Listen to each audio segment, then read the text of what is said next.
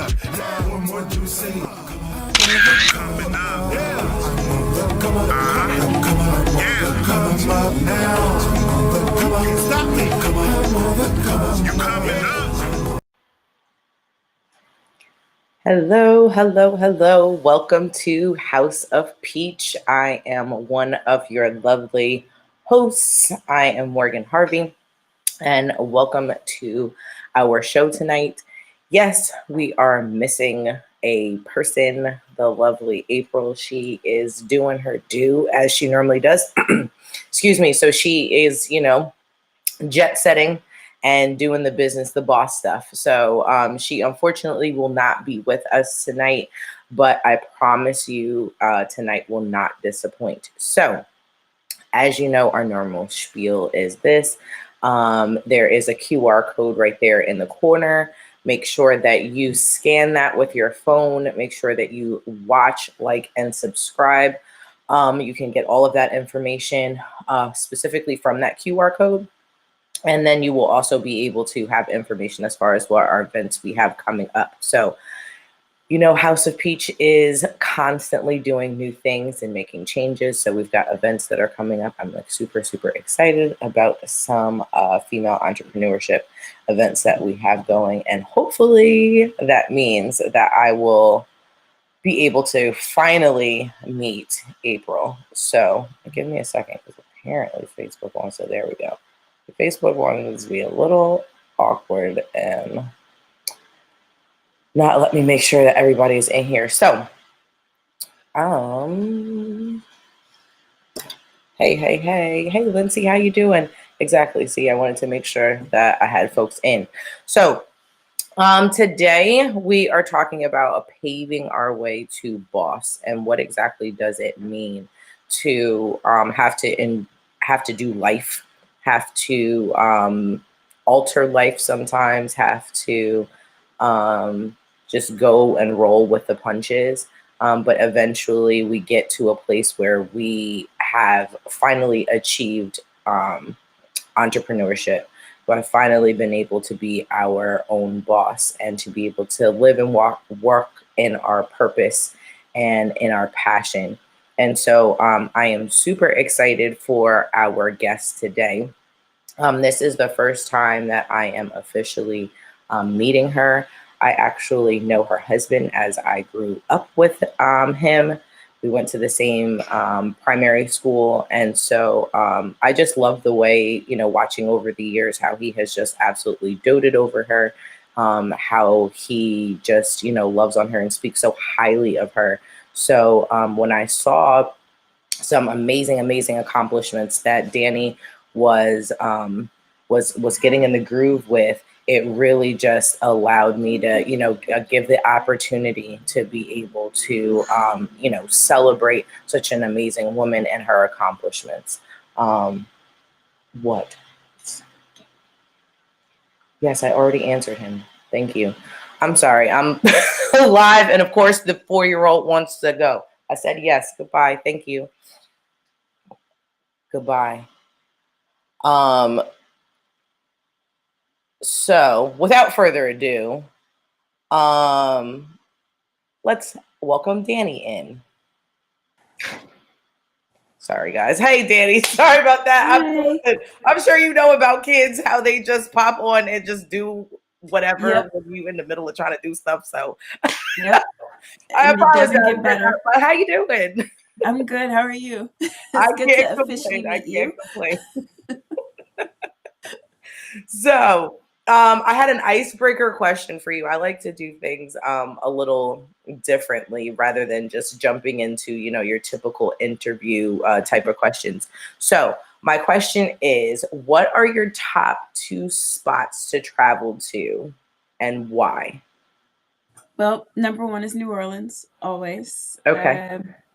It is a little smelly and dirty, but I always feel like home when I go there. Just the Southern hospitality, the food, the live music, everything. That's Don and I's spot. And I would say number 2, I am that adult that will go to Disney without my children. I actually prefer Disney World without them.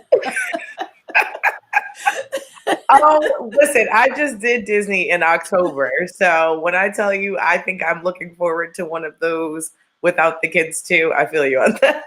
Yeah, it's I feel better. you on that. Are you a roller coaster rider? I used to be, but as I got older, motion sickness and everything, it's more so for the food. I'm a foodie. I love to eat, and Disney has delicious food. Epcot, I mean, you can't beat it. I know, I know. Have you been during the Food and Wine Festival? That's our Yeah, favorite time to go. exactly. Yeah, that's what I figured. I was like, okay, I'm gonna have to do this. Even my 4-year-old was like, I think Epcot was my favorite. Like, it was It the food is. was it. The food was it. So, give us, I guess, a little bit about yourself, who exactly you are, and then we'll get into what you do, the why you do, and everything else. Okay. So, first of all, I like to tell people that I am a woman in recovery from mental health. That's where my journey began. I am a wife and a mother and then a therapist. My career always comes after all of those things. So, my favorite jobs are being a wife and a mom. I It's love just that. kind of a big part of my identity, and a lot of what I do is based off of that. Awesome, awesome. So here's a question in that because I know that there's a constant struggle with what you just said. Hmm. How did you get to a place where you put being a wife as, your first priority, how you put being a mom as your second priority, and how do you manage after all of the things that comes with, because we know that those two things are not easy. Yeah. Where do you find the time, the strength, the still motivation to then pour into your career? Honestly, it came from a lot of trial and error. In the beginning, I was very much career focused, school, getting everything done because I felt like I was running out of time. This is Okay. actually my second career. I Okay. was a hairstylist before I was a therapist. So, thinking that, I had to compete with these 20 something year olds and I had to like just really pour myself into that, I noticed other areas of my life falling, the parts that were important to me. So, seeing where my marriage was starting to, get some cracks in it, more arguments, noticing that my kids, I was missing things. There would be times I used to be a safe house manager, and there would be times where I would go days without seeing my children. We live in the same house. How is that possible?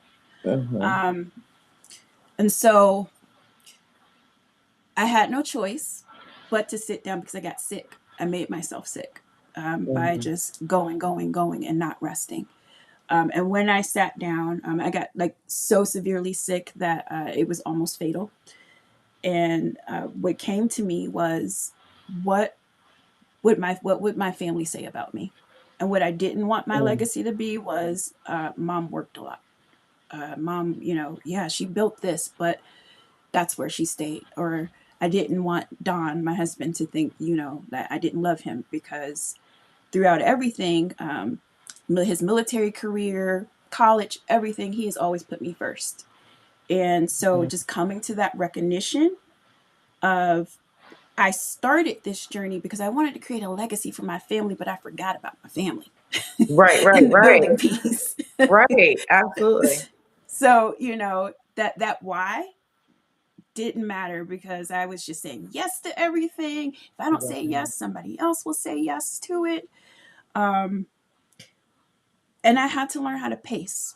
My business has only been open for 2 years, Okay. and there has been, a good amount of growth. But it came also with my own growth, my maturity as a business owner, and recognizing that when my home life wasn't set, I was not set in my career. Yeah. Um, Absolutely. if it wasn't for Don supporting me going through school and building my business, I wouldn't have this. Um, so just knowing that my core values are my family and sticking with my core values. Because when you work outside of that and you're not aligned with that, it don't feel good.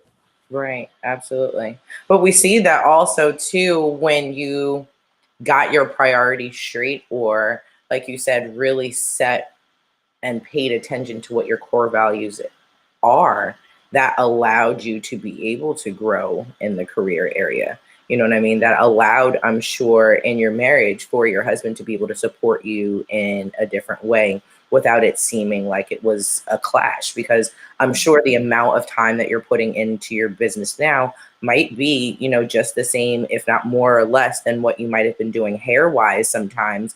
But intentionally it's a little different because the conversation is different, how you're going about it is different, and creating those stops. And I think that it's been a reoccurring theme with a lot of our guests so far about how our lack of pacing ourselves or saying no or finding I guess what we really prioritizing what we need to do and what we can honestly put on tomorrow's list, or maybe not even or take off our list altogether, can truly make ourselves sick. And, as an entrepreneur, if you're sick, there's no sick days. Like, who's coming to fill in for you? No one. Nope. Even if you do have a supportive system, like, no one can do it like you. So No, being a solopreneur is hard. I did hire my middle one as my executive assistant because I needed that second brain. So it does feel good keeping it in the family. Good. But to your point, yeah, that just finding that kind of that groove and staying with my values. That's basically what I tell people. I do a lot of self-reflection because I feel like I can't evolve as a business owner if I don't reflect on things. The other piece, and this was told to me when I first opened my business, my girl told me, she said, don't chase cents when you can't be chasing dollars. And so I had to kind of go back, because that goes back to that yes, I'll do it, yes. And it wasn't stuff that I would normally do. It didn't align with the mission of my business. So I always ask myself, where does this fit in with Imagine Me's mission? Does this fit our values? And depending on where it falls, it might be a no. And it hurts to say no when, you're running a business. It does.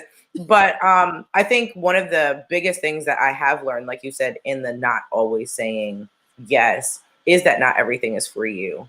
I have taken the business that's not for me, and it has either hurt me specifically, or for me, I felt like didn't necessarily do what I thought it was going to do as far as, my brand or reputation. So, being able to, it's funny that you say that, like, a lot of your growth has to do with you first when it comes to your business, because entrepreneurship really is a personal growth thing. You find out more about yourself. It really is more of a self journey than it is about the service, because the service sells itself. You know what I mean? You don't get into business selling something that is not going to sell. So It should be able to do it for you. And it's what people are doing is buying into you. And so the fact that you have taken the time to actually do the work on this is why now, people are coming. And you're right. You don't want to chase cents. But in the words of my therapist, he was like, you don't want to chase dollars either. And in a way, he's right, because you know what's for you is you're going to attract. And this way, you don't feel, like you said, you're having to do things that you don't or wouldn't normally do, or that don't align with your brand, just trying to make sure that you can be able to make ends meet. But knowing your value and your worth and saying, nope, this is my price tag. That's how you get those dollars. Yep, there you go. That we're talking about. Know it, yes. So how do you deal with, while we're talking about price tags, how do you deal with that? And because sometimes when we start businesses, it's people that we know first that are patronizing us, or we use them, kind of as guinea pigs. So how do you deal with that and setting that price? Like, as much as I would love to give that friends and family discount, like. Honestly, I remind myself all the time of, number one, my education and all those student loans I have. It's very expensive to go to graduate school. Right. Also, there's value in the service that I provide as a professional. I am a constant professional. I am ethical, my integrity, everything that I do. Um, I want to always be practicing above the line. And Mhm. it's because of, we have to. We can't, Mhm. we don't have the space to be mediocre. We don't have the space to No, um, not be ethical, if you get what I'm saying. So I we have no choice. yeah. So I professionalism and just kind of, I'm sorry, I kind of like lost on my tangent. I have ADHD. Please remind me again No, what you no, said at the beginning. you're totally good. I was actually going to kind of piggyback off of that. I was like, talk about that for a minute, how you do have to be the above and beyond. You do have to always be professional, even when peers might not always be, or Hmm. that standard that you hold yourself to because you feel like society is also holding, you to it. Yeah. And I see it as a Black business profession, as a Black professional.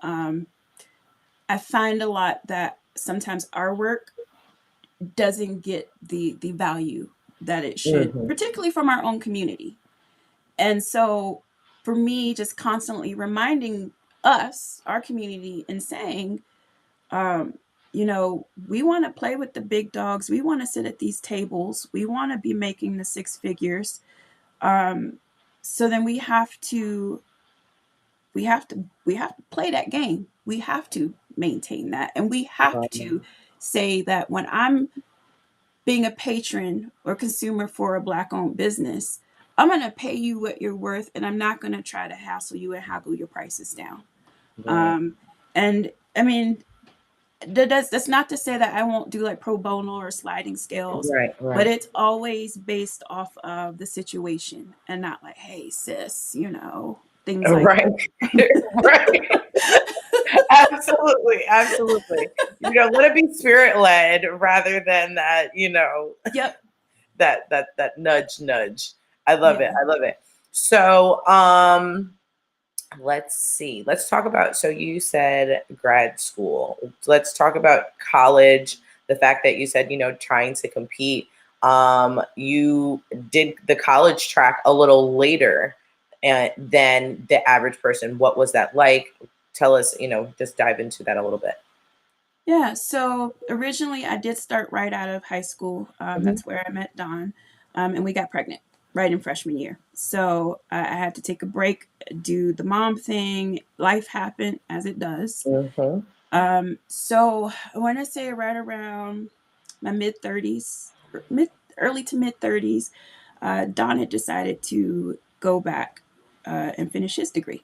He was going to take advantage of those wonderful education benefits that the military gives you. And Mhm. I was just like, he could do this with a full time job. I think maybe it's time for me to go back. Then I drug my feet a little bit. So then my oldest comes to me and she says, "Why do I have to go to college when you dropped out?" And I was like, "Excuse me." Yeah, yeah. Those are the questions that burn and be like, Yeah, you gotta breathe first before you yeah, answer. like ouch. And Yes. okay. So I enrolled 2 days after that. I enrolled into Florida Tech. I Love it, was love just, it. I was like, you have no excuses. And Yes. I knew I wanted to go into psychology just because at that time I was working on my own mental health. Okay. And just based off my experience growing up, it just wasn't something we talked about or we knew about. And so I wanted to be a trustworthy person to say, hey, guess what, we have these problems, we do have anxiety and depression, whatever else it is that you might be dealing with, and I can help you with that. So that was my goal with that. Once I graduated, and that we lived in Florida when I went to Florida Tech. Once I graduated, I decided to take a year off because I was done with school. Like not done, but I was just like, I Right. need a year I need a because break. that was Yeah. hard. I was that time I had Jada was only about 2 or 3 years old. And then the other two, one was in elementary, one was in middle school. I did online classes, but it was really hard because I went through a really rigorous program, lots of homework. Um, and then that year off, I decided to become a behavior tech for children with autism. And I was just like, okay, I'm ready to go back to school. And I was like, I'm going to be a social worker. Nah, that didn't work out for me. I enrolled in to get to a LCSW program, and my first internship, I realized that I got jaded really quick. I wanted to make a difference, and I will say, in my state particularly, it was really hard for me to see myself making a difference and making that a sustainable career without feeling like questioning my impact. So I Mm. switched to counseling. Okay. Um, and at the time, the only internship I could find was at a domestic violence nonprofit, one of the largest here in the Springs. And I worked my way up from intern to department. I was their safe house department head for a while. Um, and that just continued to just fuel while I was in school. Um, it was a little hard because the school I go to, I am maybe three women of color Okay. in the program in my cohort are so it's a well-known school. I went to Regis, very rigorous program, but finding my space um, and finding my voice in that, because I also didn't see me in the textbooks. I didn't see the population that I serve in textbooks.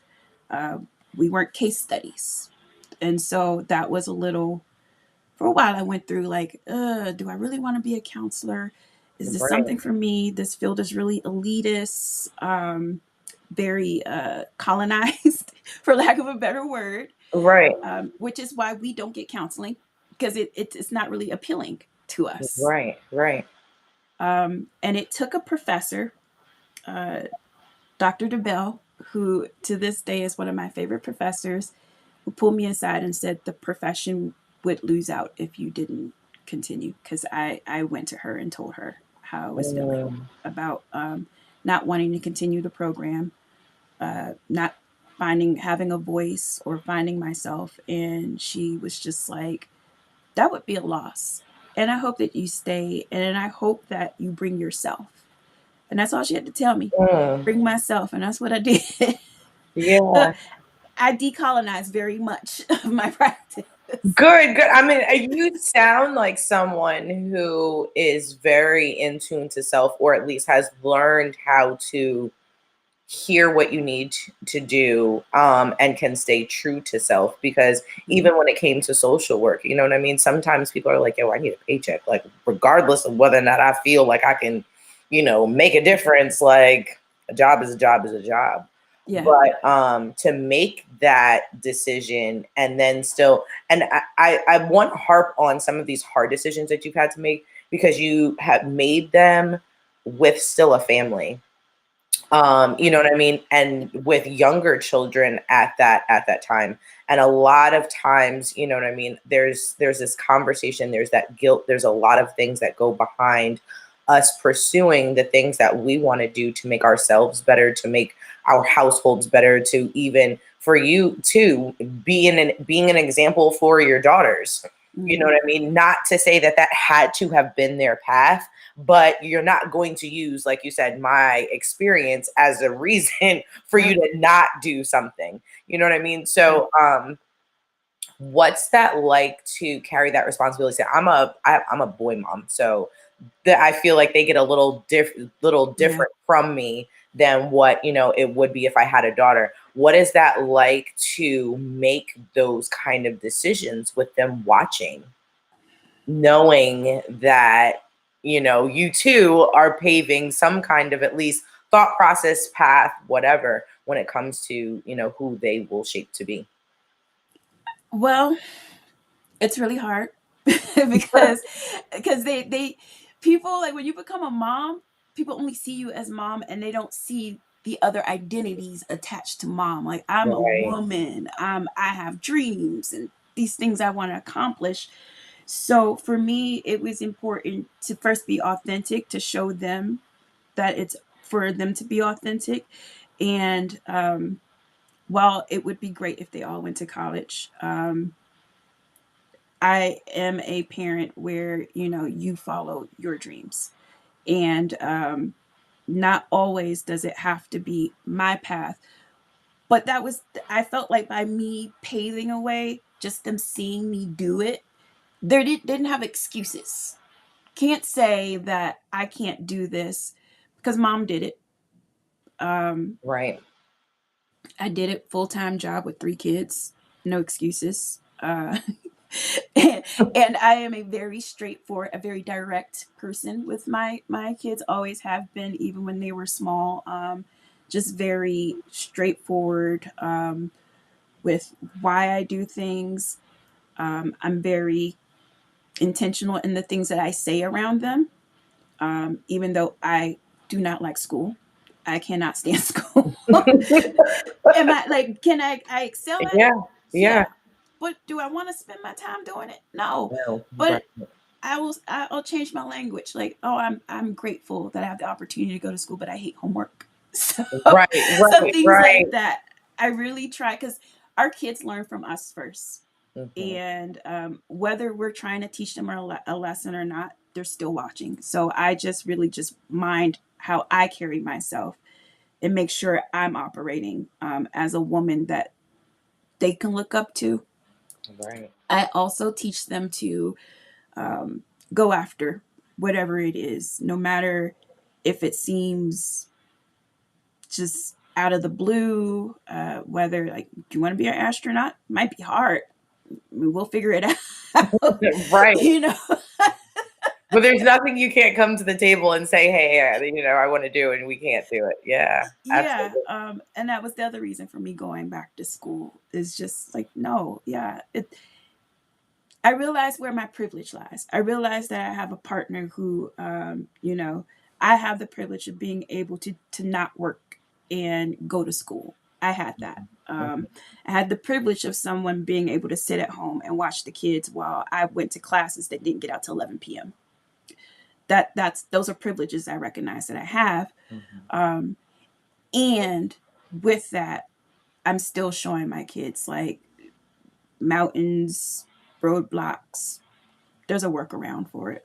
I don't give a. I got plan A through Z. Right. Right. That's good. Well, listen, at least you've planned for all of those extras. We like to say so you don't get caught with your pants down. You know what I mean? So Mm-hmm. I feel Mm-hmm. like they will at least be very prepared for all of the life that life will throw at them, because they've at least had a good guideline for, how to be able to, deal with that. So I commend you for that. What is it like working with your daughter? So I'm gonna just say up front that she is a really good. Like, her forethought is amazing as far as she knows what I need before I know what I need. Good. The other piece of that is constantly reminding her, hey, you don't have to do this. You don't have to work for me because I really do. As much as I love having this stay in the family, because the legacy to me, I want Imagine Me to outlive me. We just created our nonprofit. So for me, yes, outlive me and somebody, a Finkley at least, be on the board somewhere. Right, right. But that doesn't mean it has to be her. And I remind her all the time of her Mhm. own dreams. She's in college for her bachelor's of fine arts, and she's going to be a photographer. And Love so I do constantly remind her of like, hey, don't forget your dreams. And while at the same time, as she's going through this and she's traveling with me and she's, meeting other people in the behavioral health field, she has kind of shifted her focus. And I kind of like, hey, are you sure? Because you really are good at this. And just letting her know that mom's going to be okay. Imagine Me is going to be okay. And we will always have all your beautiful work as our foundation. Um, but she is definitely, I would not be able to do a lot of things. She keeps my calendar straight. We went to lunch the other day with someone and she's taking notes, and it didn't even dawn on me to take notes. Oh, And we get to the I love elevator and I was just like, were you taking notes? And she was like, yeah, because you're going to forget everything. And I was like, you're right. that. Oh, I love that. I love that. That's so amazing. Well, I was like, it's good that she can be able to obviously too bring herself and you can be able to appreciate what she brings to the table. But you've still given her that space to, be her. And you never know, like it might just be that she brings her photography work to this. Or, as a lot of our guests have also said, sometimes certain things bring us to other things. You know what I mean? Yeah. I started off in food. I'm a doula. Like, what? You know what I Okay. mean? But, eventually those things happen like that. And it was because of certain people that I met and being around certain circles that then allowed me to make this shift. Now, does that mean that the food dies? No, the food doesn't die. Now I just bring it with me to this thing. You know what I mean? So, there's a lot of space and a lot of different ways that she can be able to spin what she brings, you know what I mean, to the foundation, but at the same time, not necessarily, like you said, lose herself and what she wants to do. But I think it's such a beautiful thing that you guys get to work together, and that you guys are building, something together, especially as a mother-daughter, because a lot of times it's always like, rah, and I'm sure it's life, you know what I mean? Mm-hmm. But to be able to see a lovely working relationship and the fact that now as she's older, you can really appreciate her for who she is. And, she's not just a kid anymore. It's so surprising just seeing her interact with other people in the field. I took her to an event a couple weeks ago and she is talking to executives and I'm just like, where'd this person come from? I bet you were just like so proud. I was, and I'm trying to like stay in like my business mode, but I'm in Right. like proud mama mode. Like, this is my daughter standing here. Like, Oh, that is so wonderful. That's so wonderful. Oh my goodness. So listen, what about, let's see, how have you managed? So you did mention that Don was in the military. How did you manage that with, like you said, still finding yourself, keeping yourself, moving a lot, keeping some kind of consistency and continuity for the family all in all?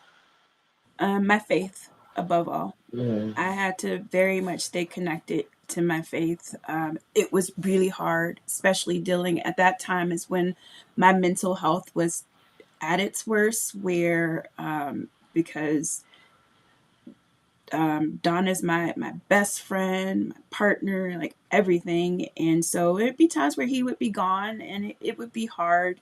I don't like comparing it to being a single mom, even though some military wives do. I had a single mom, that's why I don't. Right, So right. I still had a lot of resources. But I really had to take care, I had to maintain my faith and I had to take care of myself before I took care of anyone else. My cup had to be full because I could not pour from an empty cup. And that meant really whatever it is in that at that moment that was for me, whatever self-care, whether it was gaming, doing something for myself. Um, Routine was a big thing. So we would like every Friday, we're going to go to the farmer's market, just something we look forward to. Uh, Mom's going to do a sleepover, things like that, that would have them look forward to things. Family was a huge thing. The two major deployments that he had were both times we were in New Jersey. So it Mm. helped worked out because, my Yeah. family's from DC and, mom and dad Finkley are in New York. And if I wasn't at their house every other weekend, they were visiting New Jersey. I Wonderful. believe they had a key. I'm pretty sure they had a key. And I also created my own family. That's the beautiful thing about being a military spouse. You meet others, and there are at least three right now, where we're still in contact. One is I call my bestie soulmate. Might as well be my sister. And so all of those things really kept me grounded and kept my head on my shoulders. Yeah, I can only imagine.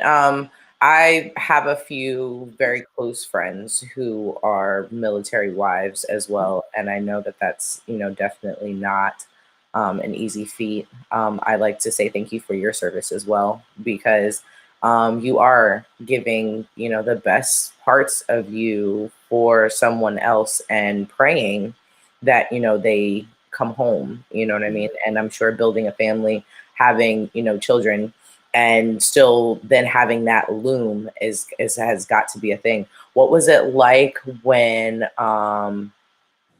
he decided that he was done? I was excited because the military, so my parents were Marines, Hmm. and then Don joins the Air Force. So the military has been a part of my life for a very long time.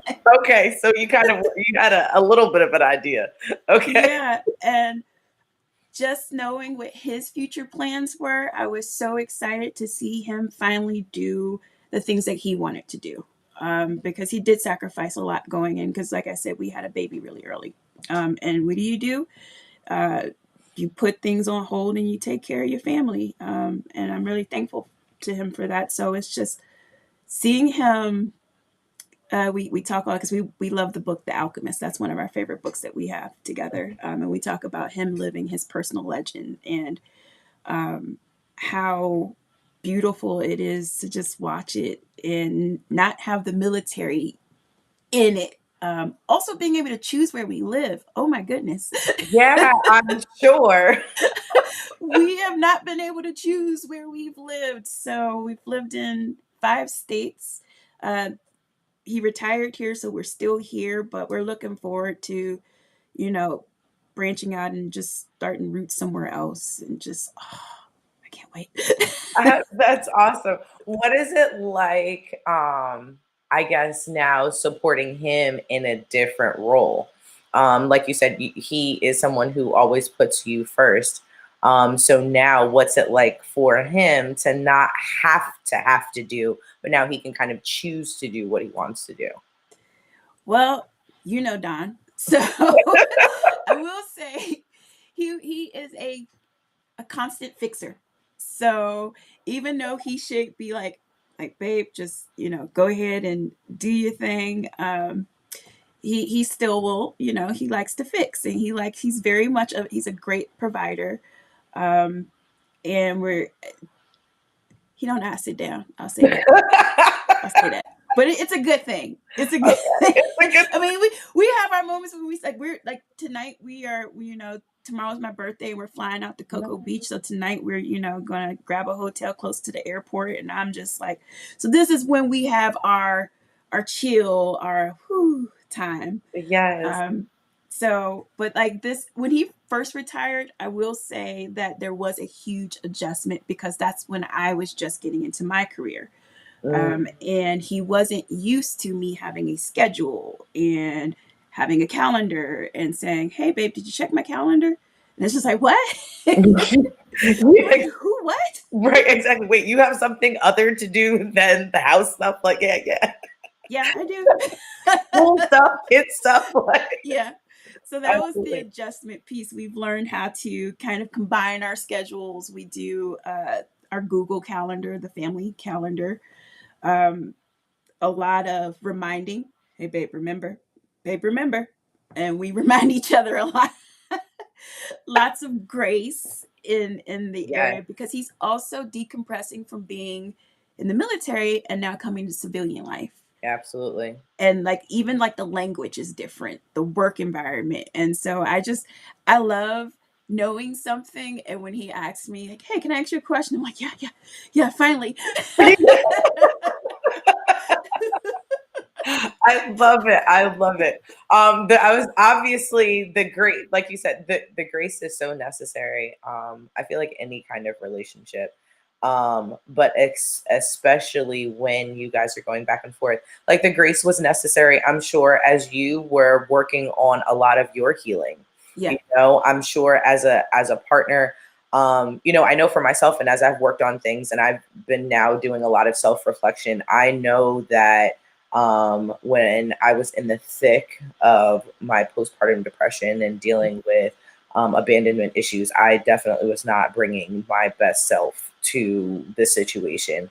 And it must have not been easy for my husband to have been married to me at that time. You know what I mean? Yeah. So the fact that you guys are both, and like I was saying, the key word being grace in that is giving each other grace and that space to be able to grow, find yourselves, and really just, get your own mojo. Like this is really the time that you guys kind of would have had early on. Yep. You know what I mean? So now it's like you guys get to like Benjamin Button it, like Yep. young again, and really Yep. just like, fulfill the fun things that you get to do. Cause, you guys have done a lot of heavy lifting, like 3 beautiful girls. You guys are almost, empty nesters. Yes. So, Only a little excited, just a little bit. just a little bit. I can't imagine what that is going to be like. So how have you kept your identity through all of this? And how have you seen yourself grow in, let's just say, the last 2 years? Okay. So I will say the first thing would definitely be my spirituality. Just really plugging into it actually allowed me to be more authentic when I was able to plug into those moments. Counseling was a huge thing. So I struggled with depression and anxiety, OCD, and like you said, it is hard on the spouse to deal with those things. I've been through treatment, a few, attempts, and so those things were hard. And I am very thankful that I had a partner who was learning the same time I was, because we were both like, no, like this can't be. No, I'm not gonna do all of that stuff because I just need to change my mindset, and not realizing all the work that I had to do, all the trauma I had to process, all of the things that were showing up and making even the mental illness worse. I also had to come to terms with marrying the two, myself and my mental illness. Because I found when I was trying to separate myself from it, not so I don't 100% say like, I don't like, oh, I'm depressed. I will say Right. things, I have depression or I can be depressed, but the understanding that this is a part of my makeup, that I have these quirks, I have these things. It doesn't necessarily make me a broken person. It makes me a person who my brain is just a little different. I have ADHD, so I'm also Right.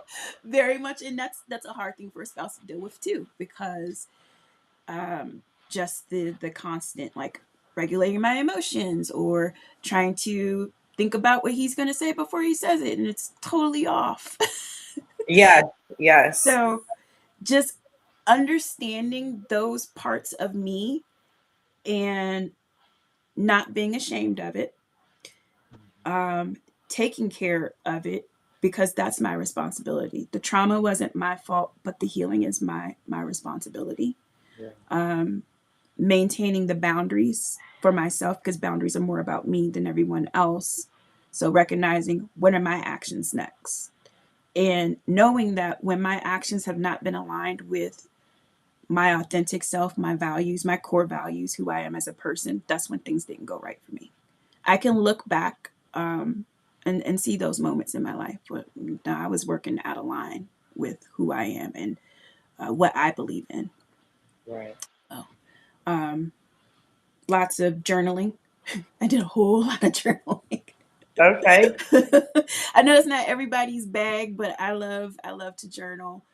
My self-care is very important. I meditate a lot right now. That's where I find myself. That's where I can hear the small voice.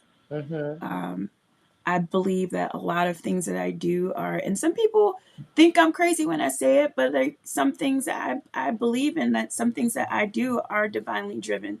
I'm just like, some things will come to me in my quiet time with myself in my self-care or during my meditations. I'll write it down for later. If it comes back to me or if it's still pressing, I'm like, okay, hear you, going with it. That's how Imagine Me started. Just like that. It just wouldn't go away. So talk to us a little bit about Imagine Me. What is Imagine Me? What exactly do you do?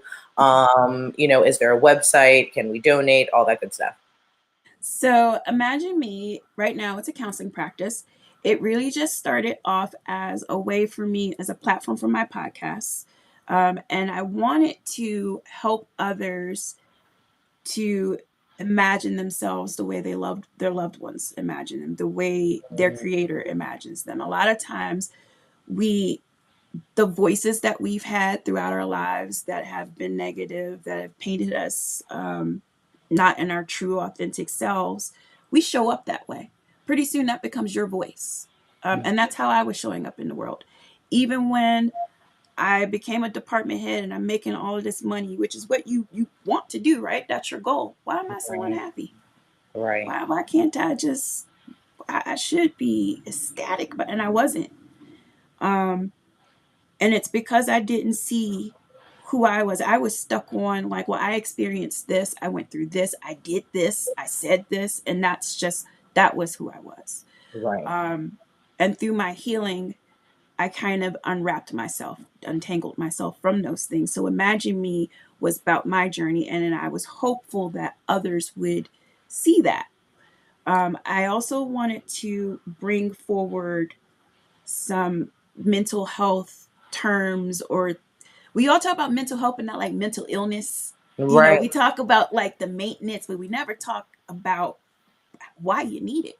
So I Right. wanted to bring that forward because I felt like representation was important. I felt it was important to have a Black woman saying like, hey, I had OCD and I had to go through, these are the things I went through. I had anger issues. This is what I did. I have social anxiety. This is how I do it. I use myself as an example a lot in my podcast.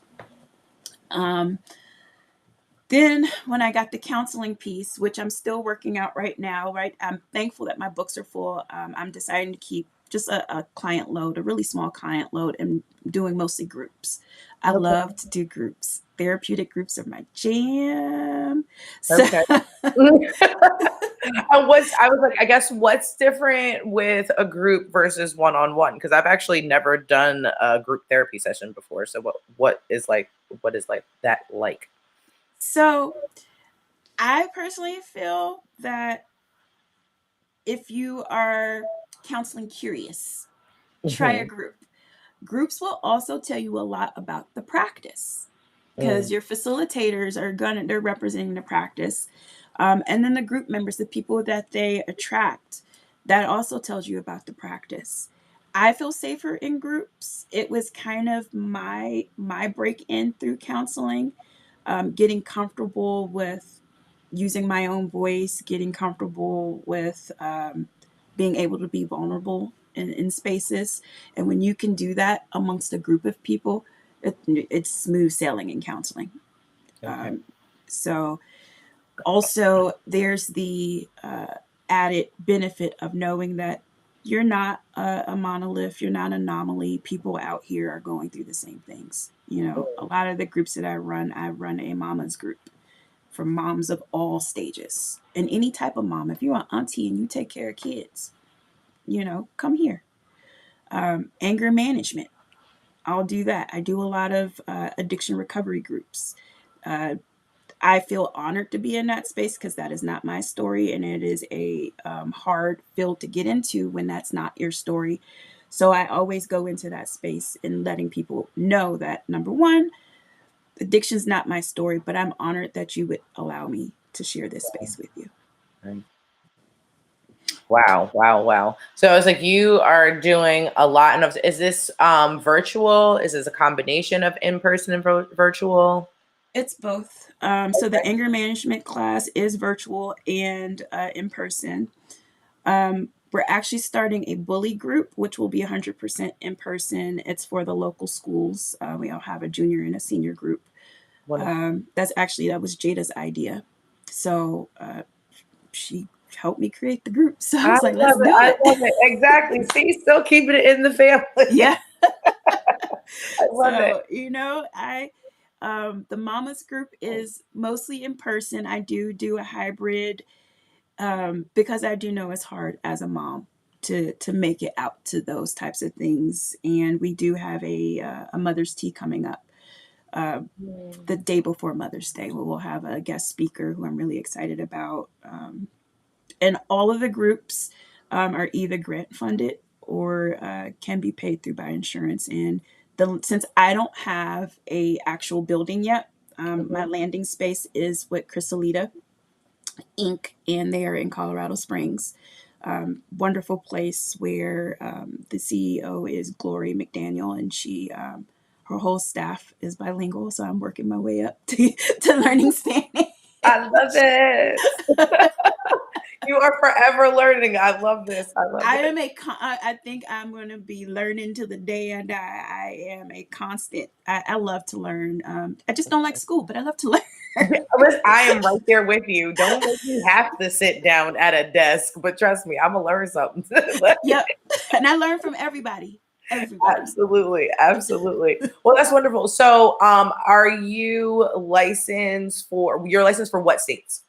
So I'm licensed in Colorado only right now. Okay. And right now the counseling, it's going through a lot of shifts, particularly since COVID. So they are making it so that we can start treating people across state lines, but it's an extra certification, which I'll probably go through. I just finished doing EMDR training, so I am EMDR certified, which is for people with trauma, and it has a somatic focus. My therapeutic approaches, I do somatic therapy because I love doing things with body work. A lot of my clients, I'll have them up out of their seats. It's not going to be a traditional, I'm like, where do you feel that? Okay, I'll get in with them. I also will do acceptance and commitment therapy because that was a huge part of my healing. And I'm dabbling into some liberation psychology, which is really interesting. And it basically tells us any marginalized group. It's not just for BIPOC, any. And just tells us, yeah, things suck and you don't have to be okay with it. Because some of the more traditional ones, okay, let's work around this because you kind of have to adjust it. Yeah, that and it's a lot of and. I'm taking the buts out, and liberation psychology is that avenue to do that. I love it. Well, since I know your husband is into acting, I happened to see this movie this weekend.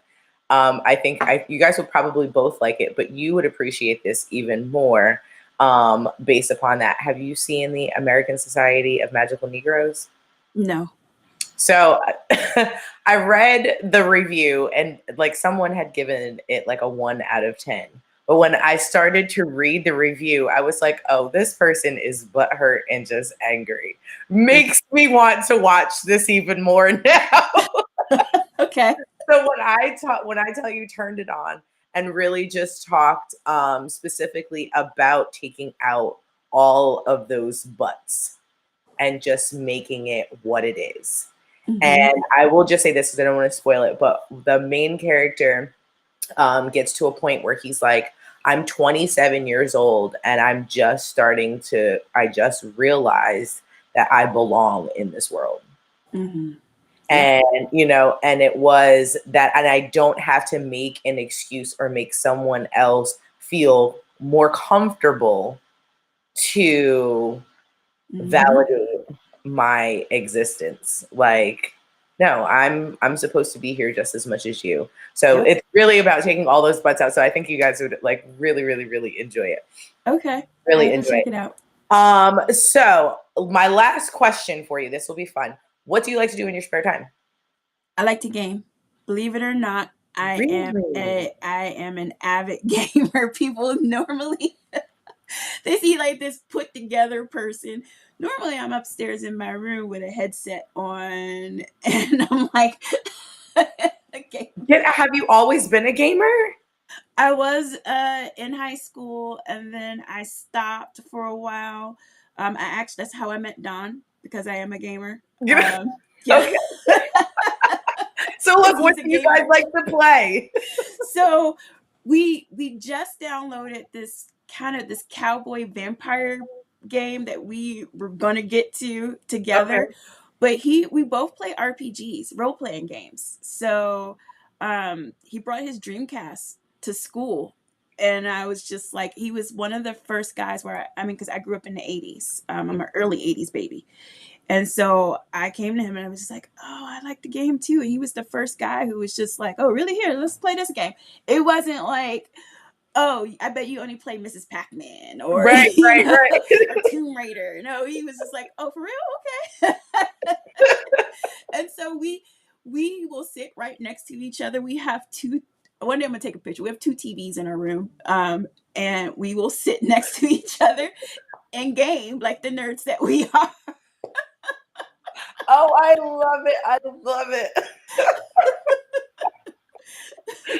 Oh man. Well, listen, obviously you get to do what you love and then you get to do it with the person you love. So as far as I'm concerned, you are winning. You are winning, winning, winning. Oh my goodness. Well, thank you so much for letting me just ask you so many questions. Give us, I guess, where we can be able to support you for any of our reviewers. I do know I have some folks in the Springs. So once, your books are open or, you're having some kind of workshops and stuff, I can definitely be able to refer you to them. Okay. So our site is imaginemeworthy.me. And then you can find us on Facebook at imaginemeworthy.422. And then on Insta, Imagine Me Worthy. All of our groups, if you go on imaginemeworthy.me, you can go to our groups tabs and you can go on there and fill out our interest form. And Maya, my executive assistant, will get right to you. Don't you like saying that? Yeah, I do. That's a level up right there. You're executive. I know, it's very pinkies up. I love that. We do have an app that's going to be rolling out, hopefully, I want to say by August. We are waiting for beta testers. You can actually sign up to be a beta tester. I don't want to release an app that is really buggy. So I'd appreciate any beta testers out there. You'll get the app free for lifetime. After that, it's going to be $60 a year, about $7 a month. Okay. My psychology today is Danielle Finklia, and you can look me up there. Let me see. Oh, my podcast, Imagine Me, and we are on all platforms. We are moving our. So I haven't posted in a while because we are kind of moving to more the video. We were only audio. Okay. So, and I have a lot of different guests lined up, not just Don. Don was my co-host, and I know the viewers or the listeners love it. But we're gonna throw in some interviews of some wonderful ladies who are gonna come tell their story, and so you all can imagine yourselves. Yeah. the way Yeah. how it goes. Absolutely. And then there's the Imagine Me Worthy Foundation we just started, and well, we don't have a website yet because we literally started like last week. Oh, that's wonderful. That's wonderful. Well, listen, we obviously know how to be able to reach you as you Yes. continue to build, let us know and we can be able to, sow, donate and help you with, what you're putting together. Thank you so much for your time. Thank you for Thank having you me for on. sharing and being vulnerable. It is a pleasure meeting you, virtually at least. Like I said, I have just over the years seen so many wonderful things. I just love the way that you call him Don. I've always known him as Donald. I love the way that, he loves on you and he dotes on you and he dotes on your girls as well. And it's nice because, we were kids. Like we can go back. I want to say he might be like 3-4 years older than me. So yeah, I was like, so it's been some time. Like I remember being in like middle school and he was like in high school. So to now see him like grown man, husband, father, like all of these things, it's like, wow, that, it's warming to know that he really is just the stand-up, an amazing guy that he was even still, as a young child. So I am happy for you. Welcome to, our little circle family.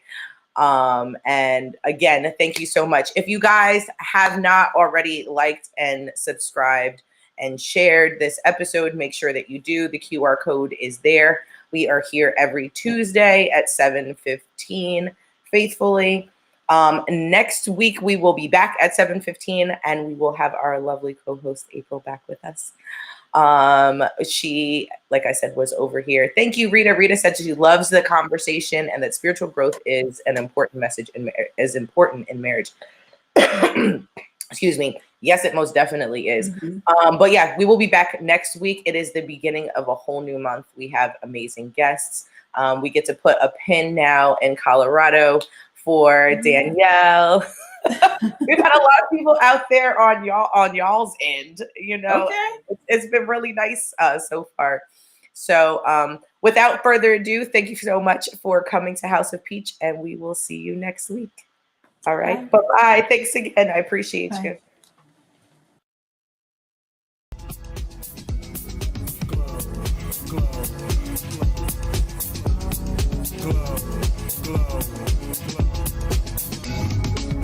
Yeah, I'm so extra. Express myself, I'm next up. Yeah, one more you say. Coming up. Come on, come on, come on, come on now.